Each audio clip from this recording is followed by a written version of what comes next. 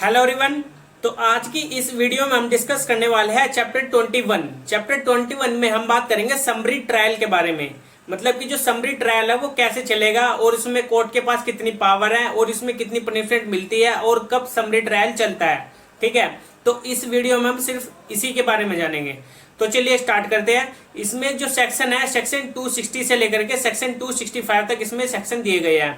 और video start करने से पहले आप अपने पास सीआरपीसी का बैरक ले लीजिए, ठीक है, जिसमें आप मेरे साथ सेक्शंस रीड करेंगे और इससे आपके सभी कॉन्सेप्ट भी क्लियर होंगे। तो चलिए स्टार्ट करते हैं। सेक्शन 260 क्या बात करता है? पावर टू ट्राई समरीली, मतलब कि जो कोर्ट के पास पावर है कि वो ट्रायल कर सकता है केस का समरीली। ठीक है, तो इसमें कोर्ट को मेंशन किया गया है कि कौन कौन एम्पावर्ड है समरी ट्रायल के लिए। Not with standing anything content in this code, जो इस कोड में बताया है, any chief judicial magistrate, metropolitan magistrate, any magistrate of the first class specially empowered in this behalf by the high court. मतलब जो इसमें सीजीएम है, metropolitan magistrate है और जो मजिस्ट्रेट फर्स्ट क्लास है जो एम्पावर्ड किया जाता है by the high court, may if he thinks fit try in summary way all or any of the following offences. जो ऑफेंसेस होते हैं, ठीक है, तो उनका समरीली ट्रायल किया जा सकता है। वो ऑफेंस क्या होंगे इसमें आगे बताया है। Offence is not punishable with death, imprisonment for life or imprisonment for a term exceeding 2 years। मतलब कि वो ऑफेंस 2 साल से ज्यादा का नहीं होगा और ना ही उसमें डेथ पनिशमेंट होगी, ना ही उसमें इम्प्रिजनमेंट फॉर लाइफ होगा।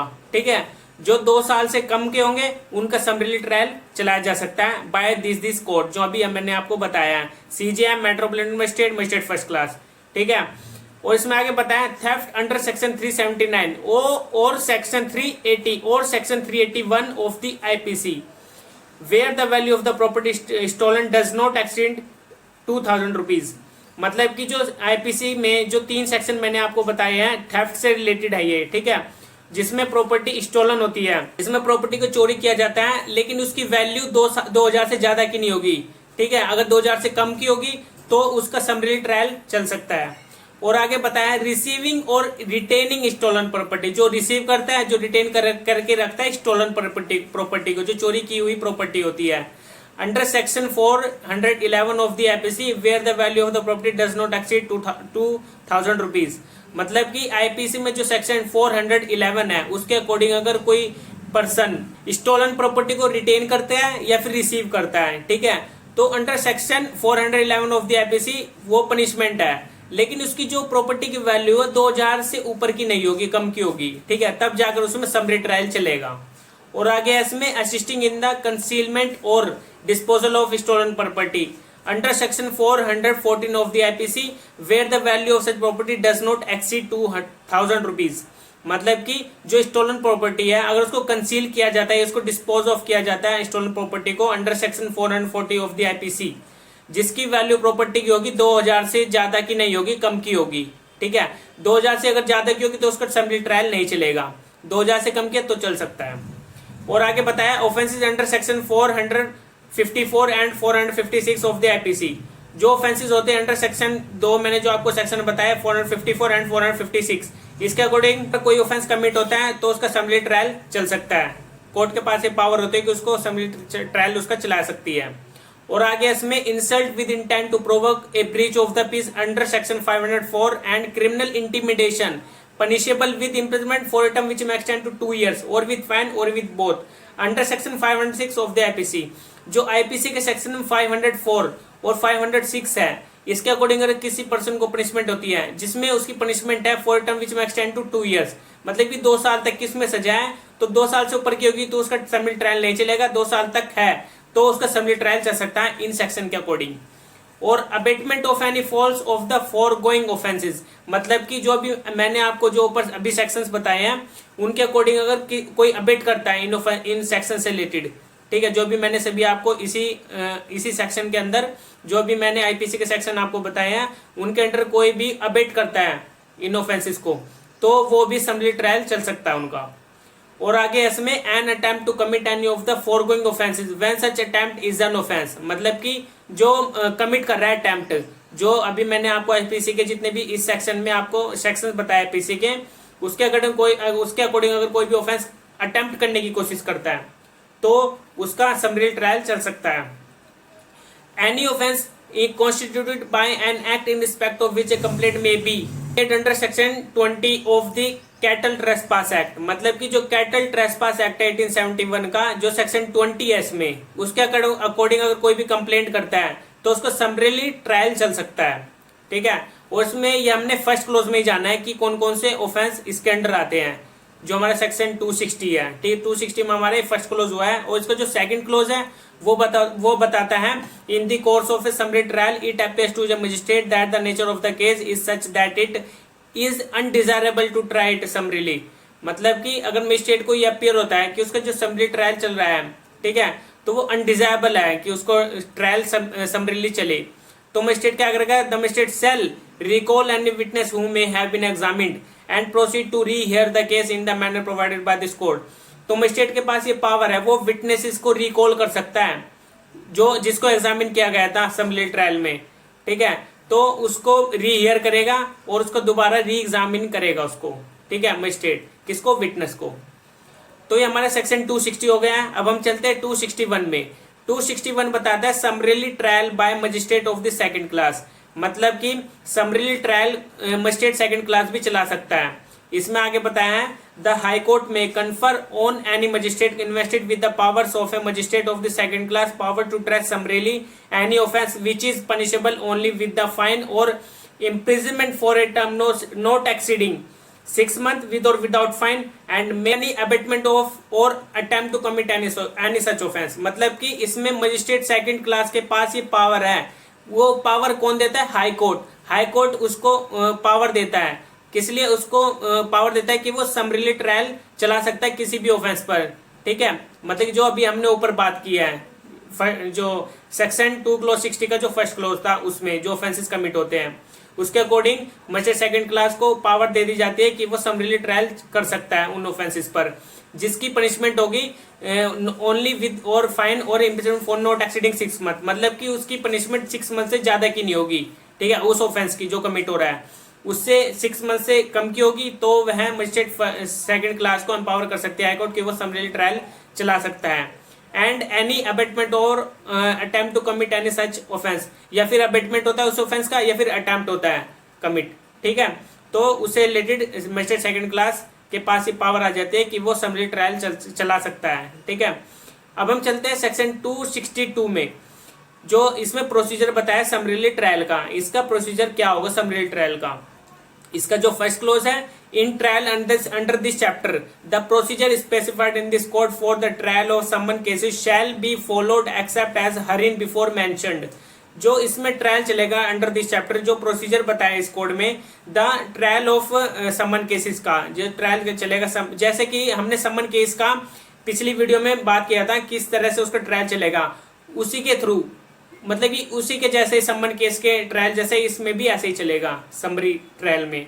ठीक है, और अब हम चलते हैं इसके अंदर सेकंड क्लोज में, no sentence of imprisonment for a term exceeding 3 months shall be pass in the case of any conviction under this chapter. मतलब कि उसको इम्प्रिजनमेंट नहीं दी जाएगी समरीली ट्रायल के अकॉर्डिंग, कितने 3 महीने से ज्यादा की नहीं दी जाएगी, 3 महीने से कम की दी जाएगी, पास की जाएगी in the cases of any conviction under this chapter, जो इस चैप्टर के अंदर होता है समरीली ट्रायल में।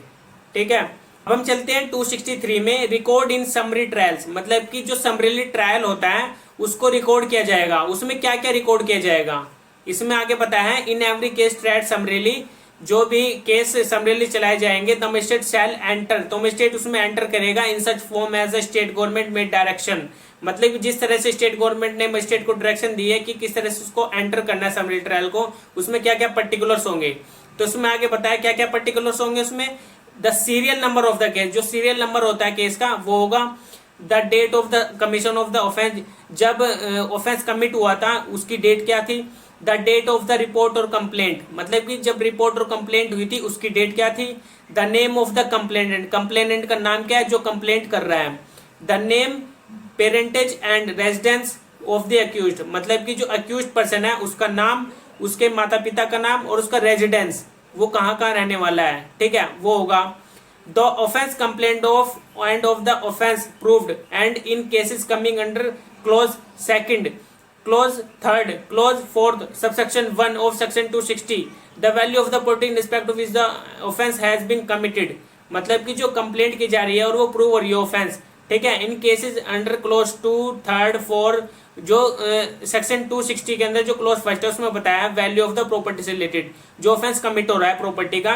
The plea of the accused and his examination, जो प्ली दी जा रही है एक्यूज्ड के थ्रू और जो से एग्जामिनेशन हो रहा है उसको रिकॉर्ड करेगा। द फाइंडिंग, जो भी उसमें मिल रहा है as a proof, evidence, documents के बेस पर उसको रिकॉर्ड करेगा। The sentence or other final order, मतलब कि जो सेंटेंस है और जो फाइनल ऑर्डर है उसको भी उसमें रिकॉर्ड करेगा summarily. The date on which proceeding terminated, मतलब कि जो प्रोसीडिंग है वो कब टर्मिनेट हुई थी उसकी भी डेट मेंशन की जाएगी समरीली ट्रायल के रिकॉर्ड में, ठीक है। तो ये हमारा रिकॉर्ड था समरीली ट्रायल का कि क्या क्या उसमें पर्टिकुलर्स होंगे, ठीक है। तो ये हमारा सेक्शन 263 हो गया। अब हम चलते हैं 264 में। जजमेंट इन केसेस ट्राइड समरीली, मतलब कि जजमेंट दी जाएगी tried summarily.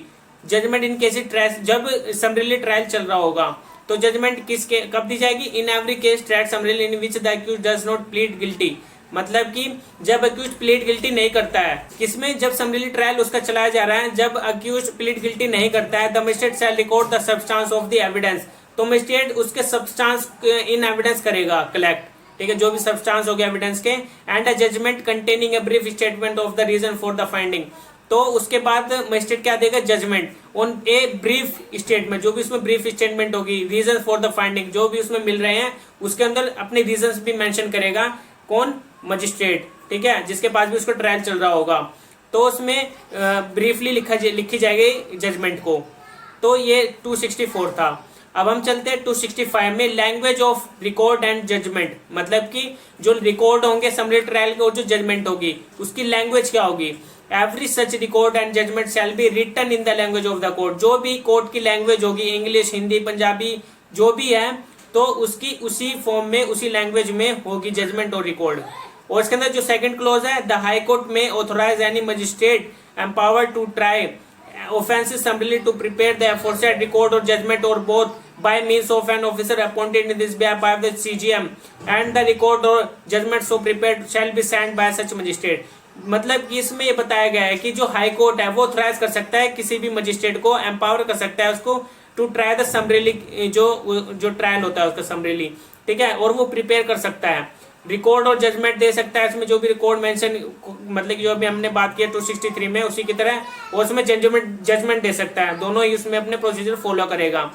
Bye means of an officer appointed in this behalf, मतलब कि जो सीजीएम है, बाय द सीजीएम, तो अगर सीजीएम को अपॉइंट किया गया है बाय द हाई कोर्ट, तो सीजीएम अपने बिहाफ पर किसी भी मजिस्ट्रेट को कह सकता है कि वो उसका समरी ट्रायल चला सकता है, जो भी उसके अंडर सबऑर्डिनेट जो मजिस्ट्रेट होगा सीजीएम के, और जो जिसके पास उसका समरी ट्रायल चल रहा होगा, जिस मजिस्ट्रेट के पास, वो रिकॉर्ड करेगा, जजमेंट करेगा, ठीक है, और उसको प्रिपेयर करेगा, और फिर प्रिपेयर करने के बाद उसके अंदर उस मजिस्ट्रेट के सिग्नेचर होंगे, ठीक है।